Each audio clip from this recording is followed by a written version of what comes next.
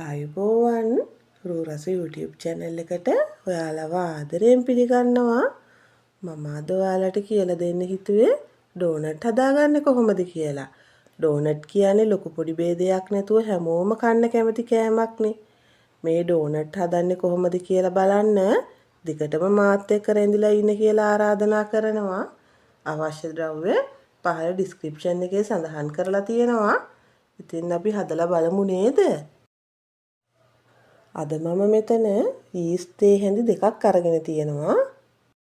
සීනි මේස් හැඳි 3ක් අරගෙන තියෙනවා.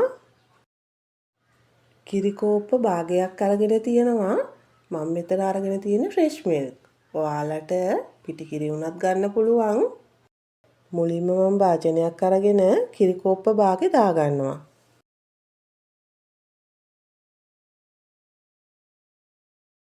ඊළඟට සීනි එකතු කරගන්නවා.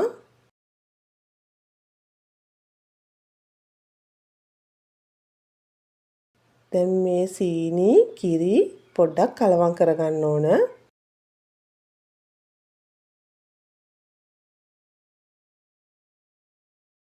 ඊළඟට ඊස්ට් ටික එකතු කරගන්නවා.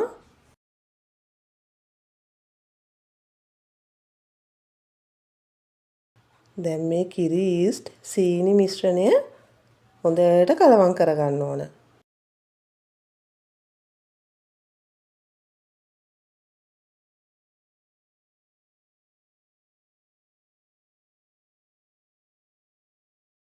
දැන් අපි මේක වහලා විනාඩි 5ක් පිපෙන්න තියාගමු. ඊළඟට අපිට පාන් පිටි කෝප්ප 2ක් ඕන වෙනවා. මුදවපු කිරි කෝප්ප කාලකුත් අරන් තියෙනවා. ලුණු තේ හැඳි 1යි. බටර් හරි මාජරින් හරි මේස් හැඳි 3ක් ඕන වෙනවා. දැන් මේ විනාඩි 5ක් පිපෙන්න තියපු මිශ්‍රණය. මේක ආයෙත් පොඩ්ඩක් කලවම් කරගන්න ඕන.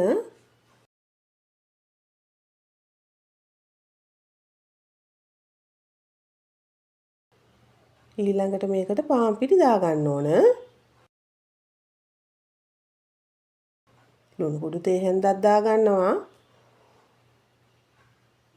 මුදවපු කිරිත් මේකටම දාගන්නවා.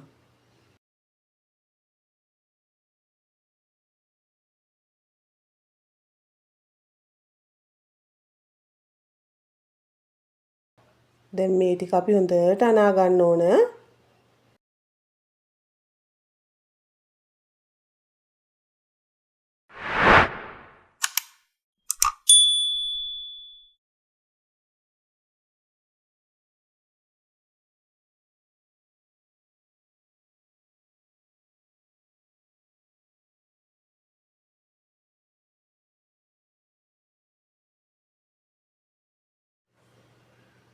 ඊළඟට මම බටර් ටික දාගන්නවා.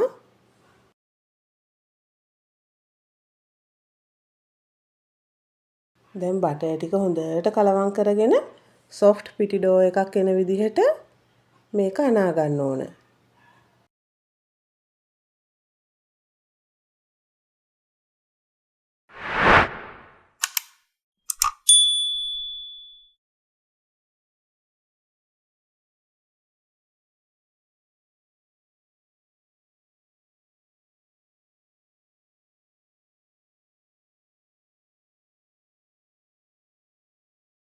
මේ බලන්නකෝ. මෙන්න මේ ගානට සොෆ්ට් එකට තියෙන්න ඕන.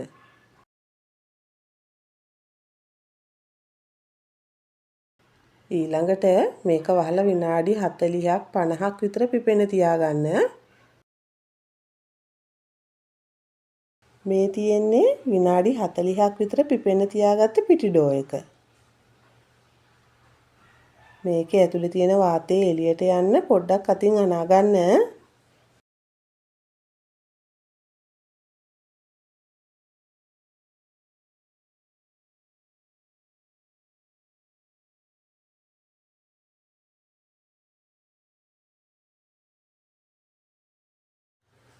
ඔයිල් පේපර් එකක් අරගෙන මේ ගානට හිටින්න කෑලි කපා ගත්තා. ඊළඟට අත් දෙකේ තෙල් ටිකක් ගාගෙන පිටි ඩෝ එකෙන් කොටසක් කඩලා අරගෙන පිටි බෝල හදා ගන්න ඕන.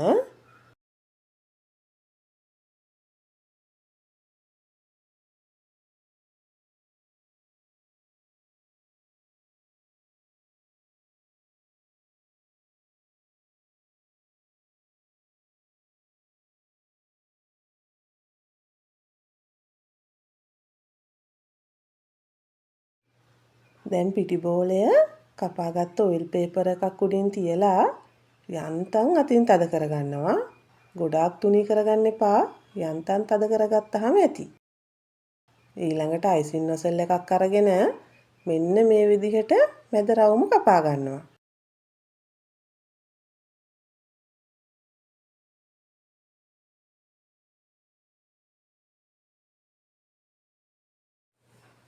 මේ බලන්නකෝ මෙන්න මේ විදිහට තියෙන්න ඕන.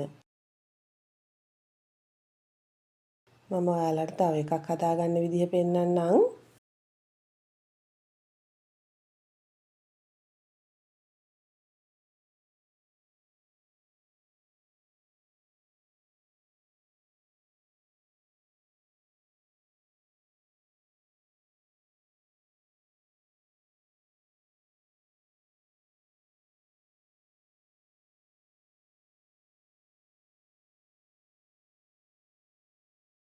ඊළඟට භාජනයක් ලිපේ තියලා තෙල් ටිකක් දාගන්නවා.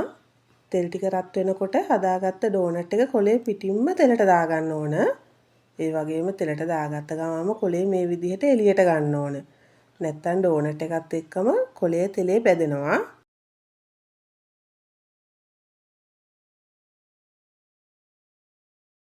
ඔයිල් පේපර් එකක් නැතුව වුණත් ඔයාලට ඩෝනට් තෙලට දාගන්න පුළුවන්. ඒත් මේ විදිහට දාගත්තාම නීට් එකට තියෙනවා.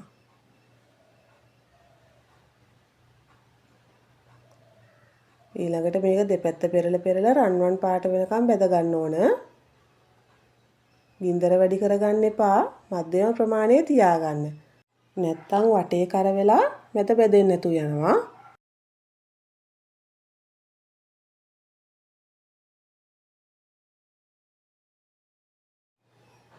මෙන්න මේ ගානට ආවට පස්සේ මම මේක තෙලෙන් අයින් කරගන්නවා. ඔයාලා ඩෝනට් එක තෙලට දාද්දි ගොඩාක් දුම් දාන ගානට වගේ තෙල් ටික රත් වෙලා තියෙනවා නම් ලිප ඕෆ් කරලා ටික වෙලාවක් ඉඳලා තෙලට දාගන්න. නැත්තම් අධිකව තෙල් රත් වෙලා තිබුණොත් ඩෝනට් එක දාපු ගමන්ම කර වෙනවා.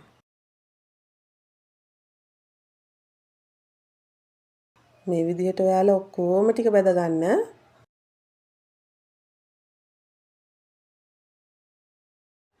දැන් මම සීනි ටිකක් ග්‍රයින්ඩ් කරලා අරගෙන හදාගත්ත ඩෝනට් එකක් මේ විදිහට සීනි වල තවර ගන්නවා. මෙහෙමත් රසයි. ඔයාලා කැමති නම් මේ සීනි වලට කුරුඳු කුඩු ටිකක් මිශ්‍ර කරගෙන මේ විදිහට ඩෝනට් එකේ තවර ගන්නත් පුළුවන්.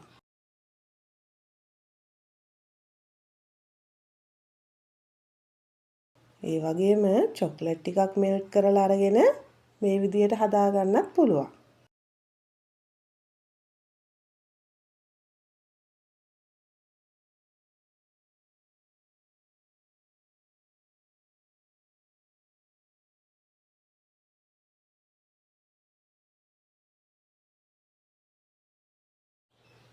අපිට චොක්ලට් තවර ගත්ත ඩෝනට් උඩට මේ විදිහට කජු ටිකක් ඉහලා ගන්නත් පුළුවන්. ඒ වගේම ස්ප්‍රින්කල්ස් දා ගන්නත් පුළුවන්.